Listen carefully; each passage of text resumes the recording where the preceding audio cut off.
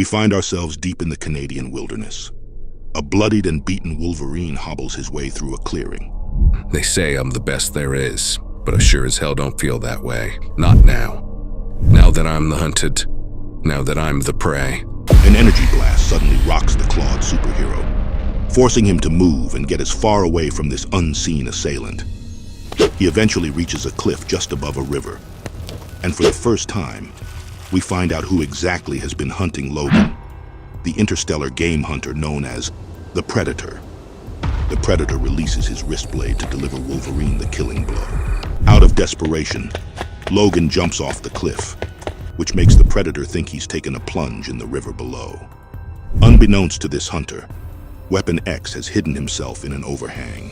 He wants us to face each other, to recognize each other as predator and prey when he rips out my spine.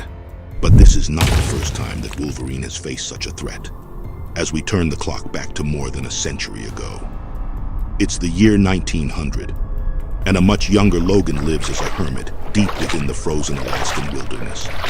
He lives off the land, taking only what he needs and being at peace with the isolation. In fact, the closest thing that Logan has to a friend during this time is a literal bear who lives in the same cave as him. Unknown to Logan, his peaceful, quiet existence is about to end, because not too far away, a spaceship carrying an interstellar predator has just crash-landed. The alien big game hunter jumps out of his ship soon enough, and not long after that, he detects a fellow Yautja lying dead in the snow. Somewhere else, Logan visits the tavern at the nearest settlement. The owner introduces him to a man who starts treating him to drinks in exchange for a moment of his time. Their conversation is cut short when the locals start hassling Logan. Where do you keep all your treasures, little man? There's us that wants to know. Logan replies to the thug with a bottle to the face.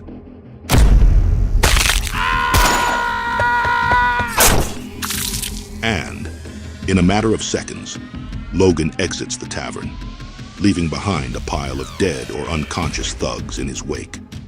The man follows him outside, and Logan finally agrees to accept his proposal when he hears what he has to say.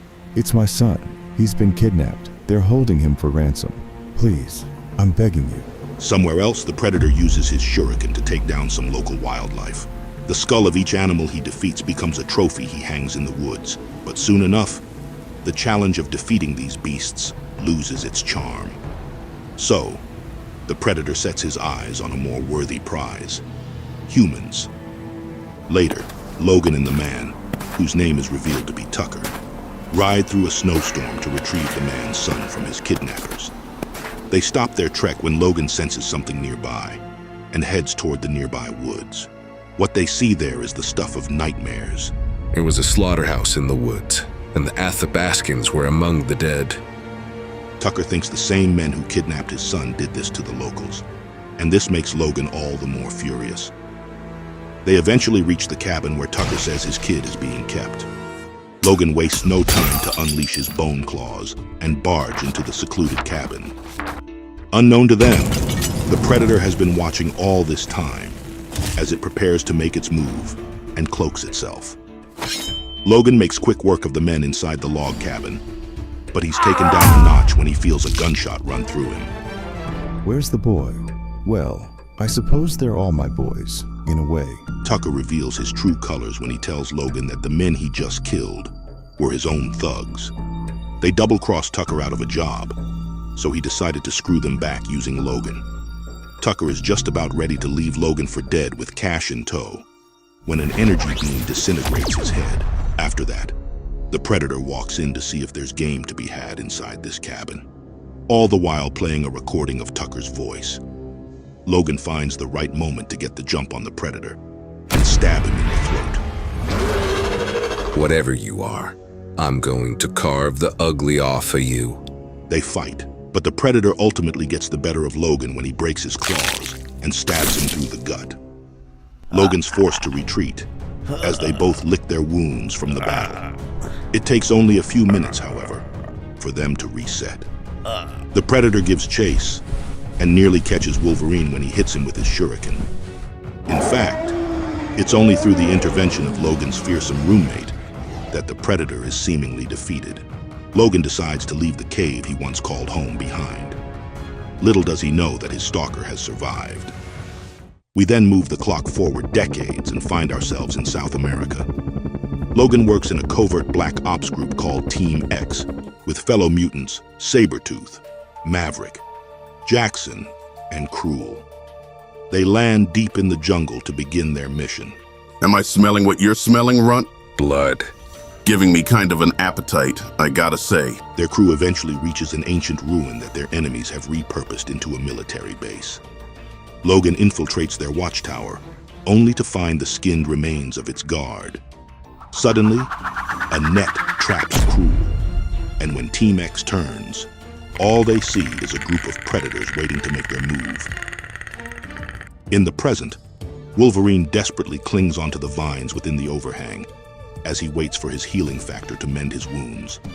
I needed a beat to recover, because more pain is waiting for me out there. Below is a fall of 200 feet or so. Above me, somewhere is the hunter who comes from the stars. Believing that the coast is clear, Logan gets out of his hiding spot to try and climb up the cliff. However, he knocks off a loose stone on the cliff face, and a trio of projectiles come flying toward him a split second later. Wolverine is forced to jump off the cliff and into the water hundreds of feet below, just as the Predator's weapons blasts him with lasers. The ensuing chaos ends up with Logan pinned to a boulder at the bottom of the river. To make matters worse, his hunter has just caught up to him. We go back to Team X during their Yautja encounter decades ago, and find that Logan and his crew are surrounded by the interstellar hunters. We discover that Logan has been keeping the shuriken the Predator hit him with all those years ago in Alaska. So, he decides to return the favor and throw it at their current assailants. He successfully takes out one of the Predators with it, but it's all just a diversion to give Team X an opening to retreat.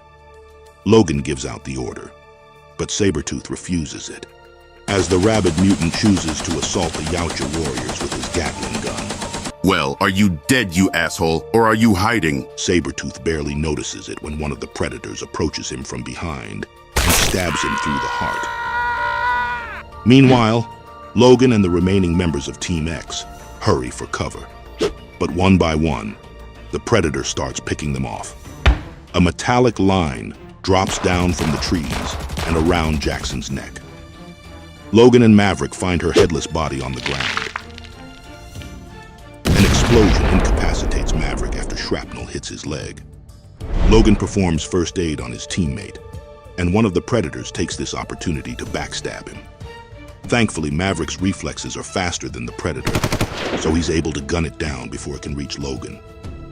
They then head to the ruin's interior, while the remaining Predators finish off their downed teammate.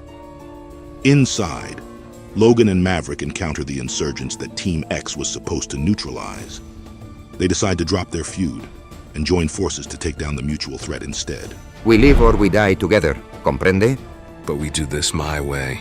Later, Logan and the remaining soldiers spring their plan to bring the fight to the Yautja. However, the interstellar hunters cut a bloody path through their defenses. Thinking that they've won, the Predators are unable to react when they discover Logan's ultimate plan. In the pre-Columbian era, the Maya would engage in ritual sacrifice to nourish the old gods and goddesses. In that same spirit, we fed them blood that day. The rigged explosives simultaneously detonate, killing the Predators within. Meanwhile, Logan and surviving Team X members Maverick and Sabretooth await extraction. As for the remaining insurgents, Logan opted to omit from his post-mission debrief that he let them all go. We then move the clock back a few years after the South American incident. We're in Alberta, Canada, right in front of the Weapon X facility. An otherwise routine day is interrupted when a lone Yautja warrior murders the facility's guards. He eventually brute forces his way deep within the Weapon X facility, destroying anything and everyone in his path, until he ultimately reaches a room containing his target, the unconscious Logan, who's currently undergoing his Weapon X transformation. In the present, we find out that Wolverine has been setting up a trap for his opponent. He makes the hunter think he's incapacitated as the predator approaches to kill him. But Logan still has a lot of fight in him. He uses his own blood as a smokescreen to hide his presence. You ever come across those trophy hunters who drop 20 grand to kill a grizzly or a lion with their laser sights and multi-caliber sniper rifles? You know they don't really know what they're doing. The fancier the tech, the cockier you get, and the more detached you are from the musk and blood beat of the thing you want dead. When the water clears, all the predator can see is the boulder that once pinned his target. And Wolverine is nowhere to be found. Back at the Weapon X facility several years ago, the Yautja hunter examines what the researchers have done to his prey. The predator admires their handiwork as he flays Logan's skin to see that his bones are now laced with adamantium. The predator is so caught up in the moment that he fails to notice the mutant opening his eyes and rousing from his sleep. I had no moral code. I had no intelligent thought. I only knew how to hurt. So the Yautja had found me at my most dangerous. Still, the predator manages to counter Logan's surprise attack by spraying acid right into the berserker's mouth. It melts off Logan's head until only his adamantium skull remains. And the predator basks in the glory of this shiny new trophy he's found. The predator takes Logan's unconscious body onto his ship and flies away. But as the mutant berserker recounts, Weapon X was a joint project of the US and Canadian governments. It might have been a shadow organization. But when you've got billions of dollars sunk into a project, when you're a war machine employed by the geopolitical theater, a breach of security is a global emergency. They didn't know who the Yautja was, but he'd royally pissed them off. Air Force jets pursue the predator's ship, and a dogfight ensues. However, the government agents ultimately fail in bringing down their prey as the ship makes its way toward Earth's atmosphere. Inside, Logan finally regains consciousness when his healing factor kicks in. He uses his new adamantium-coated claws and carves the ship's hull open before jumping out. Logan crashes in a ball of fire in the Canadian mountain range. Weapon X agents eventually recover him. As a bonus, they even manage to retrieve a Yautja helmet, which they then use to improve Logan's killer instincts. We then find ourselves just a week before Logan found himself trapped under that boulder. We see him holding a case containing the same Yautja helmet that Weapon X used on him decades ago. He plants the helmet on the ground and waits. We would end this hunt where it began, in the wild north, where the only law is that of tooth and claw. The clock turns back yet again, and we find Logan during his time in Japan. We find out that this is the only place that has given him a semblance of peace, as he trains in the arts of swordsmanship with the fabled mad swordsmith, Muramasa. The two men cross swords in a heated duel amidst trees and flowers. You're good, Wolverine, but you're not the best there is. Not until you can beat this old man. That's only because you won't let me use my claws. When the day comes, you can best me with a sword alone. You'll be able to fight 10 men or 100 men, and What's wrong? you have been my student for a long time, Logan-san. But today, we fight together. It's revealed that the thing that caught Muramasa's attention was none other than the predator who's been hunting Logan all this time. The interstellar warrior looms over them with murderous intent, ready to finally claim the trophy he's been pursuing for decades. A flashback from a week ago reveals why Logan deliberately let himself be cornered by his opponent. I needed to get hit. I needed my blood on the ground, because once he got a taste of it, and once he got a hold of that helmet, he'd think he'd already won. Logan claims that it would have been easy to rig the helmet with poison or bombs, as he allows the alien to reclaim his headpiece. But to Logan, this century-long rivalry isn't just about killing. I needed to prove that I was deadlier than the death he wore. Back in Japan, Logan is locked in a solo duel with the Predator. He asks his master, Muramasa, why he won't help him. This is not my enemy. If I help you, it will be like the parent who does a child's chores or schoolworks when they whine. You will never. This thing has clearly been studying your clothes, your fighting style, and the martial arts. I'm detecting everything from Shorin Ryu to Brazilian Jiu-Jitsu. Someone is going to die today. Let us see who is the better student. Logan hurls his sword at the predator, but misses the mark. They face off and lunge at each other, and Logan is able to slice the predator in the shoulder. In retaliation, his opponent shoots his katana out of his hands with his shoulder blaster. Wolverine loses his patience and unsheathes his adamantium claws. However, the Yautja warrior activates his cloaking device and walks away from their duel. Get back here. Don't you run away from me. Logan-san, that thing was not running away from you. It turns out that interlopers from the Hand have arrived, and the Predator wasn't there to fight off Logan's enemies. The clock then moves forward to the not-so-distant past, where we see Logan patrolling Xavier's school for gifted youngsters. Charles Xavier telepathically calls out to him. They meet and have a conversation about Logan's attempts at distancing himself from the rest of the X-Men. But their conversation is interrupted when Wolverine sees 3 distinct red dots appear on Charles. A huge explosion follows, and Logan rescues Charles just in time. The professor gets knocked out, while Wolverine witnesses a number of missiles strike the upper floors of the mansion. Fellow X-Man Colossus comes out and asks him what's going on, and Wolverine tells him to keep the professor safe, while he rushes inside to help the kids escape. He directs the students to safety. He checks one of the mansion's upper rooms. Anybody up here? Kitty? Kitty, you okay? Bola suddenly wrap around Wolverine and electrocute him. And just like many times before, the Predator appears before the Wolverine. However, Logan is not alone this time, as Kurt Wagner, aka Nightcrawler, teleports him out of the room before the Predator can kill him. Logan only becomes more guilt-ridden, knowing that he's putting the rest of his mutant friends in danger. So, he tries to protect them in his own way. Damn it, Elf. Stay the hell out of this. That goes for all of you. Keep away from me. I don't want your help, Nightcrawler. This just proves what I always knew. I shouldn't be here. Logan hears Rogue's voice somewhere inside the mansion. He rushes toward it only to find that the Predator has her hostage. Seeing this, Logan decides to give himself up instead of risking Rogue's life. The Predator takes him to his ship. Surprisingly enough, another Wolverine comes rushing in towards them to attack the Predator.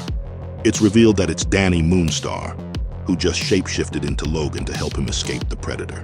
Nightcrawler suddenly appears behind the alien and pulls the tubes from its helmet, while Kitty phases up from the ground to trip and subdue the enemy. However, the Yautja ultimately escapes the X-Men's grasp.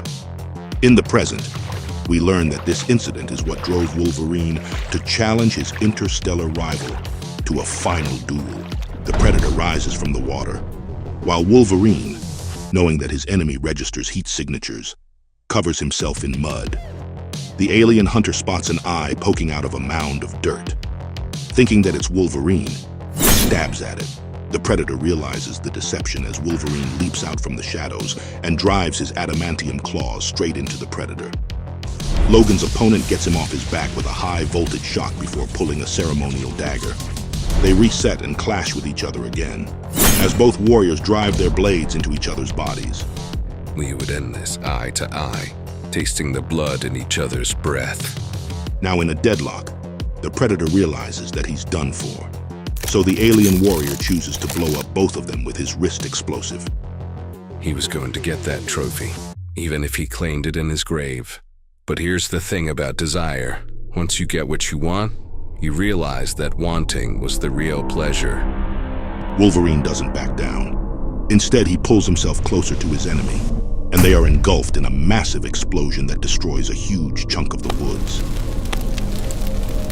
A few days later, Wolverine, now fully healed thanks to his mutant ability, rises from the rubble. With his century-long rival now gone, he can't help but think how much he's going to miss the Predator. At least he left me a dangerous trophy. I see my reflection in its blade. I'll remember its keen edge every day of my damned life. That's it for this video. Don't forget to like, share, and subscribe to our channel for more content like this. In the meantime, feel free to watch the next video you see on your screen. Stay safe, and we'll see you next time.